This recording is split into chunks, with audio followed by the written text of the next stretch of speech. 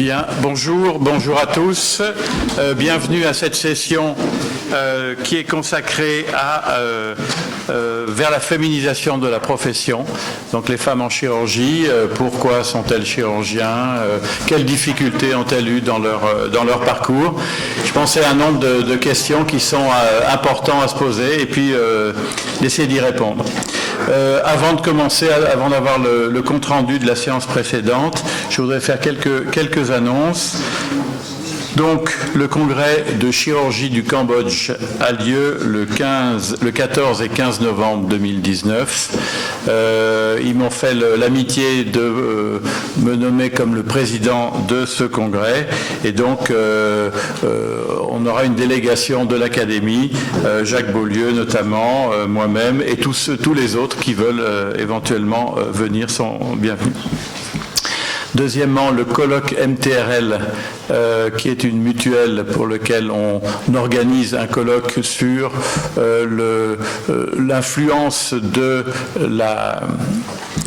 du dépistage des différentes maladies sur les stratégies chirurgicales. Donc aura lieu à Lyon le 12 octobre et une journée de cancérologie qui aura lieu le 15 novembre qui est organisée donc sous l'égide de l'Académie de chirurgie. Donc j'appelle Patrick Coloby pour qu'il nous fasse le compte-rendu de la séance précédente.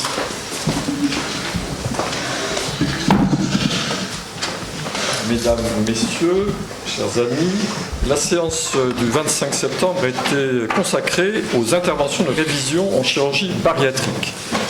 Lionel Rébibaud nous a rappelé que la prévalence de l'obésité était en augmentation et touche toutes les populations, quel que soit l'âge. Est-ce que c'est mieux ? Parlez dedans. Voilà. Et avec plus de 500 000 interventions chirurgicales bariatriques, on assiste à une augmentation des révisions de cette chirurgie. Andrea Lazzati, en reprenant les chiffres du PMSI, a montré que le nombre d'interventions chirurgicales est passé en 2007 de 16 000 à 52 000 en 2016. Avec une évolution des actes réalisés, d'abord l'anneau gastrique ajustable, puis ensuite la sleeve gastrectomie, et qui est la plus fréquente, 68%, et le bypass gastrique, 28%, et également la dérivation biliopancréatique, mais qui reste une intervention peu réalisée en France. La mortalité de cette chirurgie reste très faible, également pour les révisions de cette chirurgie, et la morbidité qui est marquée surtout par la fistule gastrique, de l'ordre de 2,7%, est en augmentation dans la chirurgie de révision de ces actes.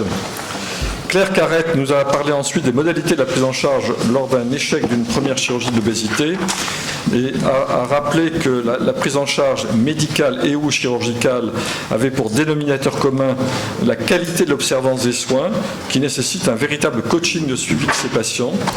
Et les recommandations de l'HAS qui datent de 2009 avec 4 consultations la première année puis une seule par année de suivi devraient se remettre à jour et s'imposer à l'heure du smartphone. Laurent Gesser a décrit la révision des principales interventions de chirurgie de l'obésité en sachant que après une sleeve gastrectomie, le choix d'une roue en Y gastric bypass, après l'anneau gastrique était mise en avant par les experts, et que néanmoins il y avait d'autres axes possibles avec le bypass en oméga et le SADI. Enfin, Lionel Rébibaud nous a décrit les nouvelles procédures de révision, le mini bypass, le SADI, le SADJ et la bipartition du transit, avec des résultats qui semblent intéressants, mais pour l'instant avec des études avec des effectifs faibles et qui nécessitent encore des évaluations et des études prospectives pour que ces nouvelles interventions puissent être passées dans la pratique quotidienne. Je vous remercie. Bien, merci beaucoup Patrick. Est-ce qu'il y a des objections, des imprécisions à corriger? Non, donc on accepte ce compte rendu. Merci beaucoup.